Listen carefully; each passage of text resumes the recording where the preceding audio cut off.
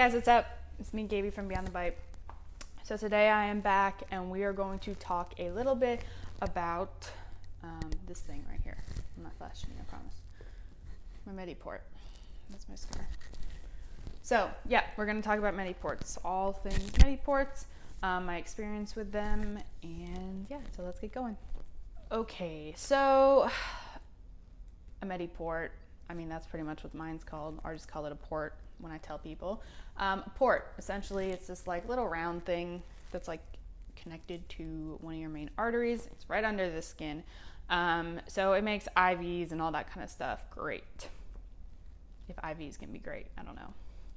Okay, so I've had my port for about at least 4 years now. I don't remember the exact date that I got it.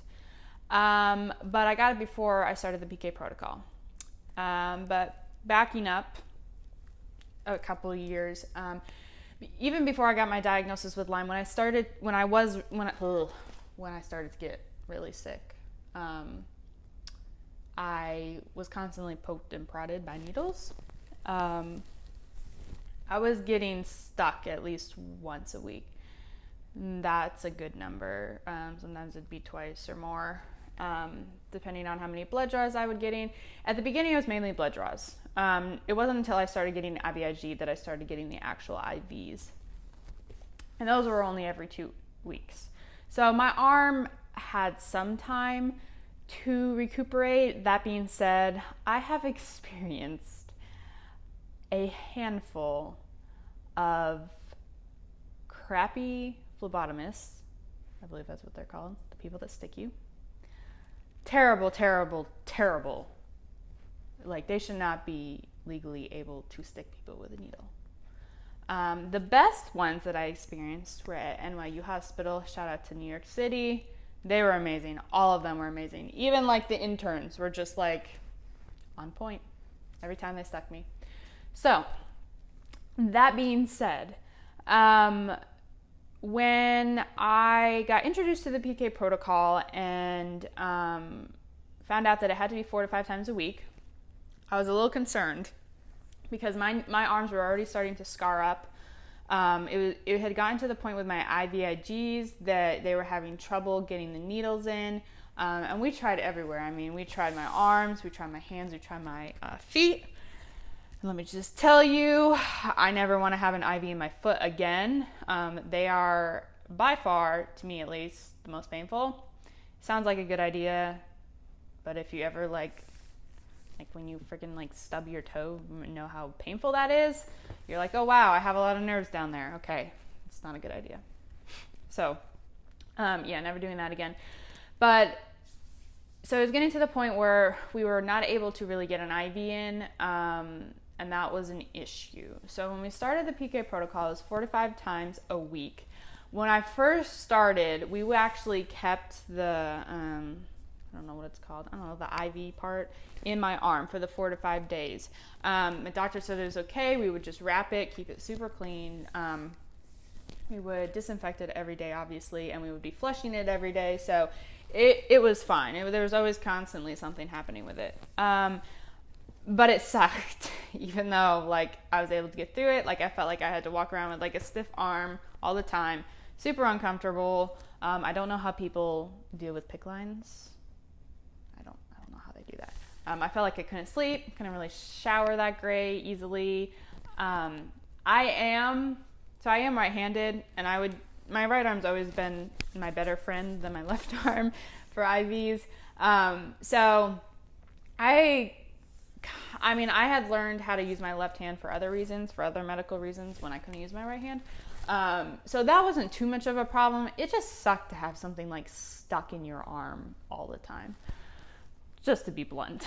So, yeah, so that's what we did, and I was kind of dealing with it until there were a couple instances where I was worried that the needle had moved inside my vein, and I was worried about that it wasn't inside my vein and that the IVs weren't dripping, and I was like, I'm just gonna like move it, right? Like, I don't need the nurse to do this. And I like passed out and fell to the floor off of a chair. And when my mom saw that, she was like, okay, no more like 4 to 5 day IVs. Like, we are not doing this anymore. So that's when we started exploring our options with a port or a PICC line. And I had been in the chronic illness, my hair's not messing that up.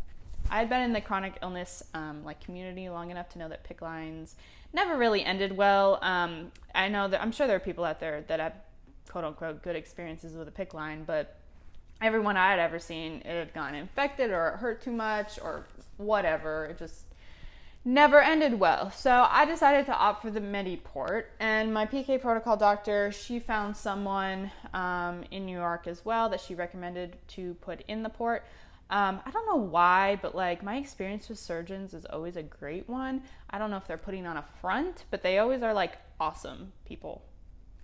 I don't know if anyone else has experienced that, but the two surgeons I've had, or the two, I mean, I've had more than, well, no, the two surgeons I've had have been hilarious and really cool. So that was good. It was a day procedure. I mean, I got to the hospital super early with my dad. Got out like mid-afternoon, like finally left the hospital mid-afternoon. And then we actually went straight to my PK protocol doctor because she wanted to flush it all out and get an IV drip going since we were in New York. And I guess they wanted to be the first ones to access it or something. I don't know. So did that. That was a really long day because we didn't get home till probably like at least 8 o'clock at night. After a surgery and an IV, it was a lot. But overall, it went really well. So yeah, the surgery itself was great. Couldn't complain. I know mine's kind of in a weird spot. Let's see. It's like right here. It's like my armpit's right here. So it's like right by my armpit. And I know a lot of people have them like up here by their collarbone. So some people might be like, why is it all the way down there? That's weird. My surgeon put it there because at the time when I got the port, I was probably only like 95, 100 pounds. And so a lot skinnier than I am now. I had no muscle tissue up here. And he was like, well, one, he thought it'd be more painful up here because it was like literally like none of this. And two, he was like, you will thank me later because like when you wear a bathing suit, no one's gonna be able to see it and that kind of stuff. And I was like, all right, I mean, I don't really care where you put it, just put it in there. So yeah, so that is when I got my MediPort. So what a lot of people, I mean, they might talk about it, I don't know. But what I was really curious about when I was getting this port was like, what's gonna happen afterward? Because there's like a foreign object stuck on your like chest. So for me personally, it's almost like stuck it in there and it's like I lost all function of my right arm. Like it was just limp. And it's like suddenly I couldn't raise my arm. My it's like my brain was like, no, don't do that. Like you can't do that. Don't raise your arm. Don't move your hand. Don't do any of that. So like I was like had a limp arm. It was terrible. So I had to do what I call I had to do some PT with my arm. So I always went for walks on the treadmill in the morning. And what I would do, my first kind of like first step forward into getting my arm to move was like the handrail on the treadmill. I would take my left arm and I would prop my right arm up onto the handle and I would just keep it there until it felt like it was like gonna fall off, and then I'd let it go. And I had to work on my grip strength a lot. It's just like I don't know if the nerves freaked out, I don't know what, but my arm was just like not working. So yeah, I started with that, and then eventually I mean I was strong enough obviously to keep my arm up there because I could do it with my left arm. So I don't want to say I finally got strong enough to keep my right arm up, but like the nerves, I don't know, finally started working again or something. And my brain started realizing that my port was a good thing, not a bad thing. So then I would start with that. And then I would start with like bending my arm. And it took a while. It took at least a month, I would say, until I got full usage and movement and mobility and everything out of my arm. And then so I would start with that, and then I added some weight, and then I just did different things, forced myself. Even like at the beginning, like I had to move it with my left arm. And And I don't know if that's normal. I really don't.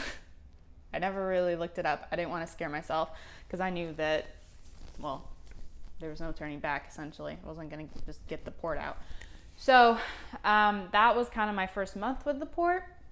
After that, I did have some phantom pains. Like, I know my friend that had cancer, he had a port, and he said his was killing him all the time. And I'm just like, I don't know if it's because of where my surgeon placed it, and he was really smart to place it there, but I didn't have like extreme pain. Like, yeah, for like maybe the first month or so, or a few months after, 6 months after, I didn't sleep on my right side, but I didn't sleep on my side anyways, because ever since I'd gotten sick and I had GI issues and all that kind of stuff, I didn't sleep on my side because it was too painful for my like, ribs and organs and stuff.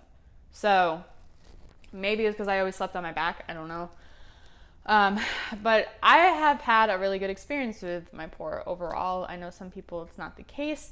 I don't know if that has to do with your surgeon, if it has to do with just your individual body, because everyone's different and everyone's body accepts things differently. But my body was ready. My arms were ready. My veins were ready. And yeah, so I had some phantom pains. Fast forward to like nowadays, and even a couple years ago, not really having any phantom pains at all. Like maybe sometimes when it gets really cold out, it'll get achy. But even then, it's nothing major. And since I've like gained weight, and it's mainly since I started working out more, a couple years ago when I met my husband, that like you can't really see it. Like if I stand up straight in the gym and like I have my arm back, you can see it, and people probably notice and are like, why does she have like a growth there? Because you can't really, I mean, not everyone knows what a port is. And like maybe if I have a bathing suit on, you can see it a little bit. But besides that, I don't even remember it's there half the time. And it doesn't bother me. I don't really even see it. I mean, I know like I don't personally see it. Other people might see it, but I like, it's been part of my body for so long that I just don't even notice it. And I mean, I guess that's a good thing. It's a good thing and a bad thing, because I also know that I do need to get it out. And I'm honestly really nervous about that, mainly because I'm not in Connecticut anymore. I'm obviously not going to be able to go back to that surgeon in New York City. I'm in Tennessee. I've gotten a couple referrals for good surgeons, but I'm just nervous, and like, who has time for that? Like, who has time to go back under the knife? I sure don't. So it's like figuring out the right timing of when I need to get it out and should get it out. I haven't had it active in like at least a few months, so it's definitely on the table. I don't know. I should definitely talk to my doctor about it. But yeah, so that's kind of my experience with the MediPort. I know this is kind of a run-on video, but I just kind of wanted to share my experiences with it because, like, honestly, I always joked that it was the best thing I ever did for myself when dealing with a chronic illness. It's like, my port is the best thing that's ever happened to me, mainly because I've only had to get stuck a handful of times. But it just depends where I am, because some nurses, for some reason, are not comfortable accessing ports. And like, I learned myself. I taught myself how to do it. Or I didn't teach myself. I got taught how to do it. Honestly, I think it's less nerve-wracking to access your port than to have someone else do it, especially if they're like, I don't know if I can get this in. And like, the needles are like way thicker. And yeah, so... for anyone that does have a port or is wondering, there are like needle lengths or whatever. I always did the 1 inch. There's like, some people would stick me with like a 1.5 inch and it'd be like just sticking out. It's like super uncomfortable. But yeah, so I learned how to access my own port. I thought it was a lot less nerve wracking. I mean, really, it's just like, there's only like a tiny bit of skin that you're going through, and then you're into like it's almost like a cork. You're into the cork. So I would sometimes use numbing cream, but then sometimes I'm just like, you know what, whatever, and it's over with. It's not like, it doesn't feel like when you have a needle in your arm. So much, much better. I highly recommend them, especially if you're getting stuck all the time and you know that that is something that's going to continue. Like in the case for myself, it was just years of being stuck with a needle. A lot less painful, and you can move a lot more freely. Like these PK protocol IVs lasted hours. And so I had an IV pole at home and stuff, and I would, tote around with my IV pole, but I could actually do stuff. Like I was only restricted right here, and that was it. Then the IV line could just be wherever. It wasn't like I had to prop my arm up all the time or something. So that's another big perk of having a port. You can kind of move more freely, kind of have a life while you're getting your IVs. Obviously, if you're doing them at home, if you're stuck in an IV lounge, it's still nice though, because you can type on your computer, you can read, you can go to the bathroom without feeling like you have to walk around like a scarecrow or something. So yeah, so that's my experience with the with a port. 2 thumbs up for ports, at least in my experience. But I would just recommend finding a really good doctor.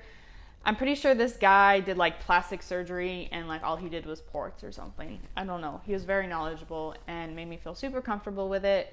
The surgical team was awesome. But yeah, so that's my experience with the port, and I hope it was helpful for some of you guys.